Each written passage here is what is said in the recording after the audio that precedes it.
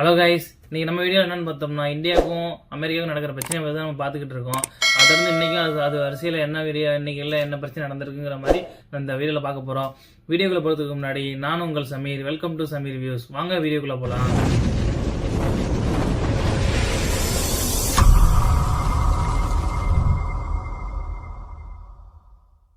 அமெரிக்காவில் உள்ள ஒரு அமைப்பு ஒன்று சொல்லியிருக்கு, எக்ஸ் நேஷனல் செக்யூரிட்டி அத்தாரிட்டி. அவங்க என்ன சொல்லியிருக்காப்புலன்னா, அமெரிக்கா கடந்த 25 வருஷமா ஒரு விஷயத்த பண்ணிக்கிட்டு இருந்துச்சு. அந்த விஷயத்த இப்ப ட்ரம்ப் சுயநலத்துக்காக இப்ப அதை விட்டு உடச்சிக்கிட்டு இருக்காரு அப்படிங்கிற மாதிரி இப்ப ஓப்பனாவே சொல்லியிருக்கு. அப்படி என்ன விஷயம் என்னன்னு பாத்தீங்கன்னா, இந்தியா, ரஷ்யா, சீனா 3 நாடுகளையுமே ஒன்னு சேர்க்கக்கூடாது. அது சேர்த்தா அமெரிக்காவுக்கு தான் பெரிய பிரச்சனை.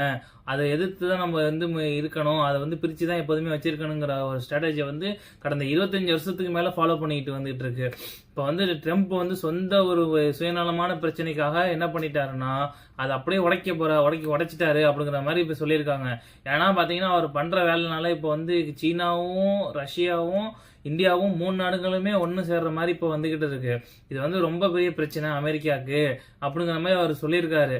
இந்த எக்ஸ் நேஷனல் செக்யூரிட்டி அத்தாரிட்டி அப்படி அவருங்கிற சோசியல் மீடியால பேசியிருக்காங்க. அடுத்த இன்னொரு விஷயம் என்னன்னு பாத்தீங்கன்னா, நம்ம நேற்று ஆக்சுவலா ஒரு விஷயத்த பத்தி பேசியிருந்தோம். என்னன்னு பாத்தீங்கன்னா, ஐபோன் உற்பத்தி மேனுபேக்சரிங் இந்தியாவில் வச்சிருக்காங்க, பண்றாங்கன்னு சொல்லிட்டு அதுல ஒரு சிக்கல் ஒன்று ஏற்பட்டிருக்கு. அது என்ன சிக்கல்னு பாத்தீங்கன்னா, அமெரிக்காவுக்கும் சீனாவுக்கும் பிரச்சனை நடக்கிறதுனாலதான் சீனால உள்ள எல்லா பிளான்ட்டையும் இப்ப இந்தியாவுக்கு மூவ் பண்ணிட்டாங்க. இப்ப இந்தியாவுக்கும் அமெரிக்காவுக்கும் பிரச்சனை நடந்துட்டு இருக்கனால இது ஐபோனோட சிஇஓ டிம் குக் என்ன பண்ணிருக்காப்லன்னா, இந்தியாவில் உள்ள பிளான்ட்டை அப்படியே நாங்கள் அமெரிக்காவுக்கு மூவ் பண்ண போறோம் அப்படிங்கிற மாதிரி விஷயத்த சொல்லியிருக்காப்ல. இதுக்கு அமெரிக்காவோட அதிபர் ட்ரம்ப் என்ன சொல்லியிருக்காருன்னா, வரவேற்றிருக்காரு. இதை அவரோட மெயின் நோக்கமே என்னன்னா, அந்த உலகத்தில் உள்ள அனைத்து முக்கியமான கம்பெனி எல்லாமே அமெரிக்காவில் மேனுஃபேக்சரிங் உருவாக்கணும். அமெரிக்காவில் வேலை இல்லாமல் நிறைய பேர் இருப்பாங்க, அவங்களுக்கு வேலை கொடுக்கணும். மற்ற நாட்டுக்காரனுக்கு நீ வேலை கொடுக்கணும் அப்படிங்கிற நோக்கத்துல தான் அவர் நிறைய விஷயம் பண்றாரு. அதே மாதிரி இந்த விஷயத்தையும் பண்ணியிருக்காரு. அது என்ன ஆயிருக்குன்னா, ஒர்க் சக்சஸ் ஆயிருக்கு. இப்போ ஐபோனோட பிளான்ட் எல்லாத்தையுமே இப்போ நிறைய விஷயத்த ஷட் பண்ண போறாங்களாம். இந்தியாவில் ஷட் பண்ணி அப்புறம் எல்லாத்தையுமே அமெரிக்காவுக்கு அப்படி மூவ் பண்ண போறாங்களாம். இதுல ஐபோனுக்கு தான் பெரிய விஷயம், தலைவலி விஷயமே. காரணம் எதுக்குன்னு கேட்டீங்கன்னா, உலகத்திலேயே அதிகமாக வாங்குற ஃபோனில் ஐஃபோனு, அதுவுமே அதிகமாக வாங்குறது அமெரிக்காவில் தான். அந்த அமெரிக்காவில் ஒரு ஃபோன் 1.5 லட்ச ரூபா விற்கிறாங்கன்னா, இதே அமெரிக்காவில் போய் மேனுஃபேக்சரிங் செஞ்சு விற்றாங்கன்னா அது 1.5 லட்ச ரூபா விற்கிற ஐஃபோன் 2லேருந்து 2.5 லட்ச ரூபாய்க்கு மேலே கூட போகலான்னு சொல்கிறாங்க. இதுக்கு காரணம் என்னன்னு பார்த்தீங்கன்னா, இந்தியாவில் ஒரு மேனுஃபேக்சரிங் ஆரம்பித்து உற்பத்தி பண்ணோம்னா இங்கே சேலரியோட பேக்கேஜிங்கிறது கொஞ்சம் கம்மியாக தான் இருக்கும். 25,000, 20,000, 50,000 அப்படிங்கிற மாதிரி தான் மினிமம் ஸ்டார்ட் ஆகும் சேலரி பேக்கேஜ்லாம். ஆனால் இது ஆக்சுவலாக நீங்கள் அமெரிக்காவில் நீங்கள் பார்த்தீங்கன்னா மினிமமாக சேலரி 50, 80, 1 லட்ச ரூபாய்க்கு மேலே தான் ஸ்டார்ட் ஆகவே ஆகும். அப்படி எவ்வளோ சேலரி நம்ம கொடுத்தோம்னா அந்த ஐஃபோனோட பிரைஸ் எவ்வளோ விற்குங்கிறத பார்த்துக்குங்க. ஒரு 1.5 லட்ச ரூபாய்க்கு விற்க வேண்டிய ஐஃபோன் 2.5-3 லட்ச ரூபாய்க்கு மேலே விற்க போது கண்டிப்பாக அது. ஏன்னா அந்த விஷயம், இந்த பிளான்ட்டை நீங்கள் அமெரிக்காவுக்கு மூவ் பண்ணிட்டீங்கன்னா அது ஐஃபோனுக்கு தான் பெரிய விஷயம், பெரிய தலைவலி. ஏன்னா அதோட சேல்ஸ் அதோட இது எல்லாமே இப்போ குறையும், கண்டிப்பாக குறையும். இதுல என்ன பண்ண போறாங்க அப்படிங்கறத வெயிட் பண்ணி தான் பார்க்கணும். இப்ப அடுத்து இன்னொரு விஷயத்த என்னன்னு பாத்தீங்கன்னா, இந்த பிரச்சனை ஆக்சுவலா ஆரம்பிச்சதுக்கு காரணமே ரஷ்யாவுக்கும் உக்ரைனுக்கும் போர் வந்தது. அந்த போர்ல ரஷ்யாவுக்கு ஃபண்ட் கொடுக்குது. ஏன்னா எந்த நாடுமே வர்த்தகம் பண்ணக்கூடாதுன்னு சொல்லி அமெரிக்காவை ஓப்பனா சொல்லிருச்சு. அதனால எந்த நாடுமே ஒரு ரஷ்யாவில் ஒரு பர்ச்சேஸ் பண்ணல. அதுல வியாபாரத்து நோக்கத்துக்காக இந்தியா என்ன பண்ணிருக்குன்னா, அவங்கள்ட்ட பர்ச்சேஸ் பண்ணிருக்கு. அது ஃப்ரெண்டுங்கிற நோக்கத்துக்காகவும் தான். அப்படி பர்ச்சேஸ் பண்ணதுனால தான் ரஷ்யாவுக்கு ஃபண்ட் வருது, அமௌண்ட் வருது. அதை வச்சுதான் இந்த போர் இருக்குது. இதுல தான் உக்ரைன் மக்கள் சாகுறாங்க அப்படிங்கிற மாதிரி தேவையில்லாத ஒரு குற்றச்சாட்டு ஒன்று வச்சுச்சு. அதனாலதான் இவ்வளோ வரி, இவ்வளோ பெரிய பிரச்சனை எல்லாமே நடந்துச்சு. இப்போ ஆக்சுவலா என்னன்னு பாத்தீங்கன்னா, ரஷ்யாட்ட ஒரு பேசும்போது ரஷ்யா நாங்க அந்த போர் நிறுத்தத்துக்காக நாங்க பேச வரோம் அப்படிங்கிற மாதிரி இப்போ ஒரு அறிவிப்பு ஒன்று எடுத்திருக்கு. இது யாரும் எதிர்பார்க்காத ஒரு விஷயம் தான் ஒண்ணு. இதனால என்ன நடக்க போகுதுங்கிறத வெயிட் பண்ணி தான் பார்க்கணும். ஏன்னா இன்னொரு 4 நாள் 5 நாள் கழிச்சு தான் இந்த போர் ஒப்பந்தத்தை நிறுத்தத்தை பத்தி பேச போறாங்களாம் அமெரிக்காவும் ரஷ்யாவும். ஆனா ஆக்சுவலா பார்த்தா உக்ரைனே இந்த போர் நிறுத்தத்துக்காக வரவே இல்லையா, வரலங்கிற மாதிரி சொல்லியிருக்காங்க.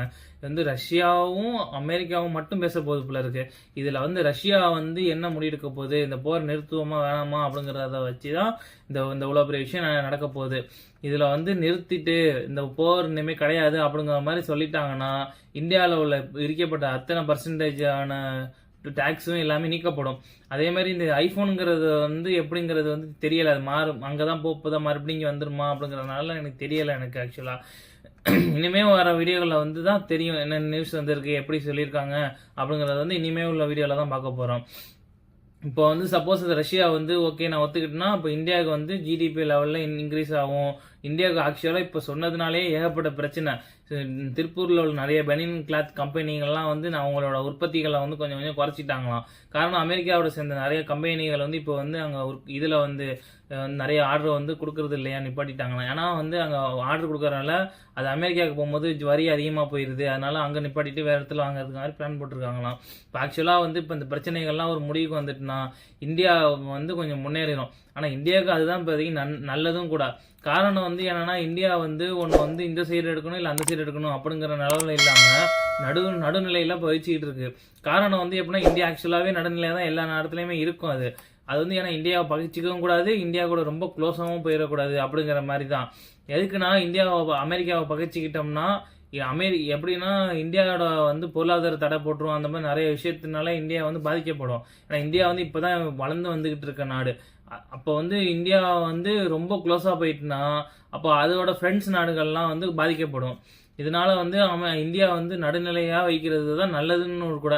அவர் எப்போவுமே நடுநிலையாக தான் வச்சுக்கிட்டு இருக்காங்க, இப்பயும் நடுநிலையாக தான் இருக்காங்க. இது வரை கூட இனிமே தான் இன்னும் என்ன மாறப்போகுது முடிவு, இது போர் நீடிக்குமா இல்லை வந்து இந்த பிரச்சனைகள் நீடிக்குமா, இந்த வரி போட்டது குறையுமாங்கிறது வந்து இனிமே போதான் தெரியும், 4-5 நாள் கழிச்சு தான். இந்த வீடியோவில் இப்போதைக்கு நான் பேச வந்தது இதுதான் ஆக்சுவலாக. இப்போதைக்கு இந்த வீடியோ முடிஞ்சிருச்சு.